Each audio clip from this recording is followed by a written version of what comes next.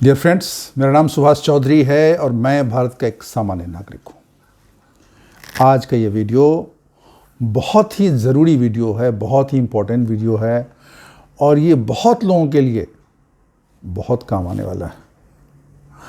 काम इसलिए आने वाला है कि मैं ऐसी गूढ़ बात बताऊँगा, ऐसी चीज़ बताऊँगा कि आप सोचोगे यार ये तो मैंने कभी सोचा नहीं था, क्या ये भी हो सकता है।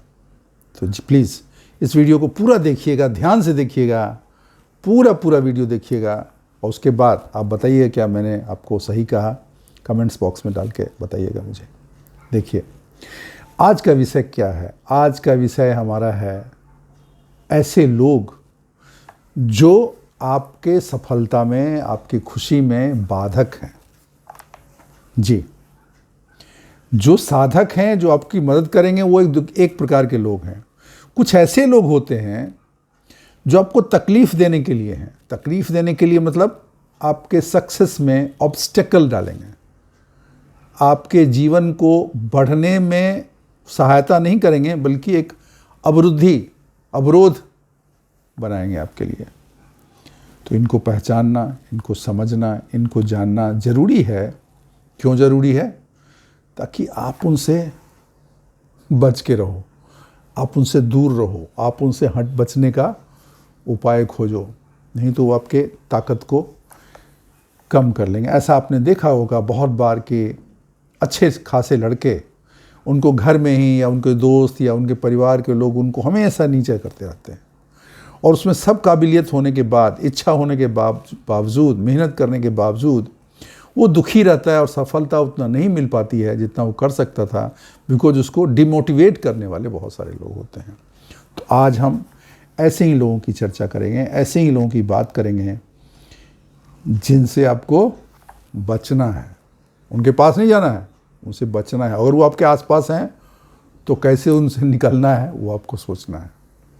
तो ऐसे 5 कैटेगरी के लोग हम आपको आज बताएंगे, 5 तरह के लोग जो आपको नुकसान पहुंचा सकते हैं। पहला, ध्यान से देखिएगा पूरा वीडियो, है ना।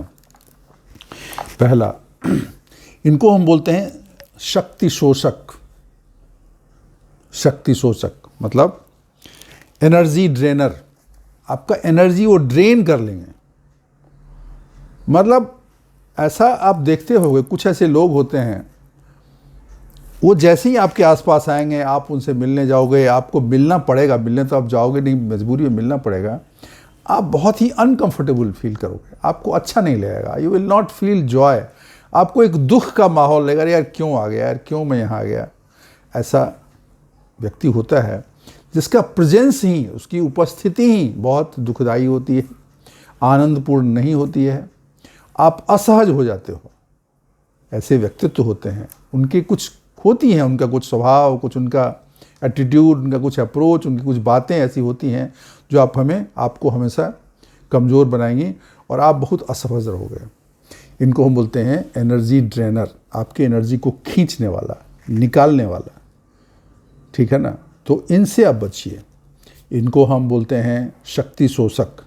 ये आपकी शक्ति को शोषित कर लेंगे, खींच लेंगे, उनसे बचिए। मैं इनके बारे में, इनकी खूबियों के बारे में नहीं जाऊंगा, बिकॉज अन्य विभिन्न तरह के लोग हो सकते हैं।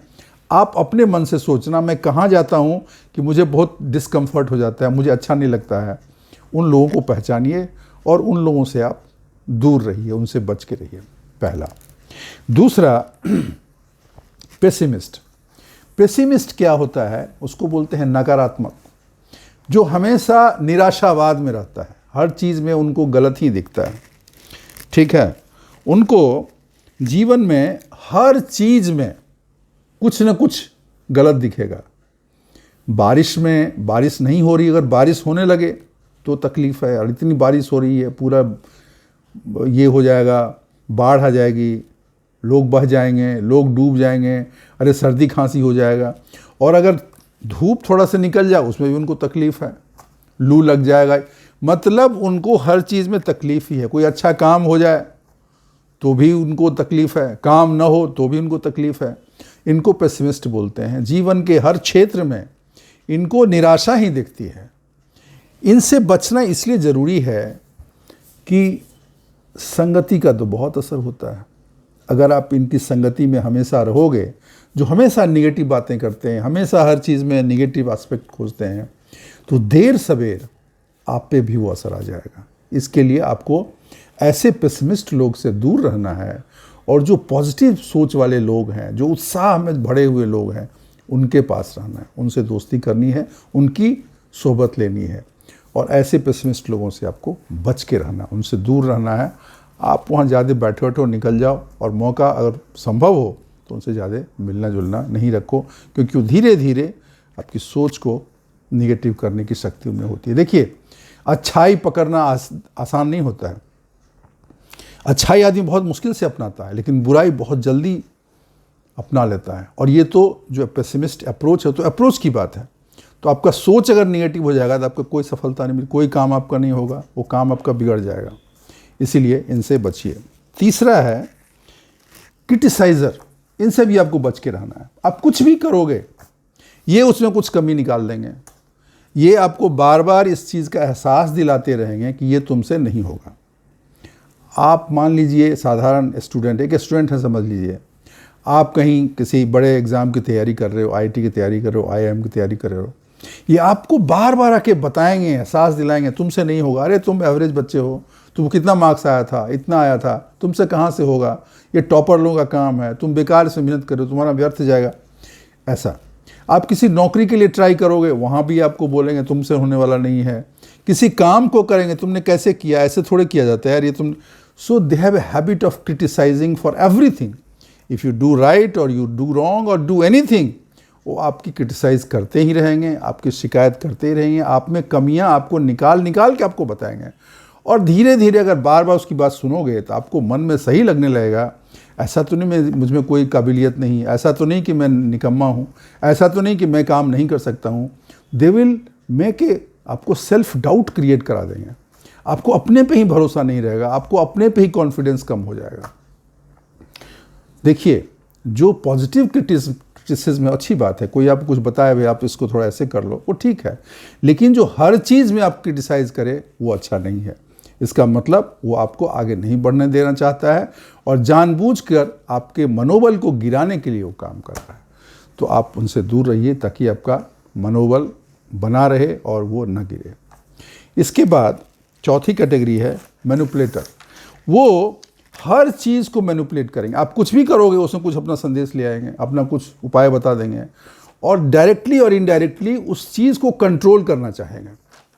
आप समझ रहे हो, आपका कोई काम है, वो घुस जाएंगे उसमें, आप कहीं से आ जाएंगे, कुछ बताने लगेंगे, समझाने लगेंगे, ऐसे कर लो वैसे कर लो, अच्छा मेरे पास लाओ मैं कर देता हूँ। घुमा फिरा के आपकी चीज़ों को कंट्रोल करने लगेंगे, आपको मैनिपुलेट करेंगे, और ये मैनिपुलेट करते करते उन चीज़ों पे वो कब्जा जमा लेंगे, उनके उस कार्य के बारे में, उन चीज़ों के बारे में। इनसे भी आपको बचना है। ये मैनिपुलेटर बहुत ख़तरनाक होते हैं। आपके काम में अपना काम निकालने का प्रयास करते रहते हैं, लेकिन वो हमेशा आपके अच्छे की बात करेंगे। बात करें कि आपका भला की बात कर रहा हूँ, तुम्हारे भले की बात कर रहा हूँ, लेकिन उनके दिमाग में कुछ और चलता रहता है। इनको भी आपको पहचानना ज़रूरी है, इनको समझना ज़रूरी है, और इनसे भी बच के रहना है।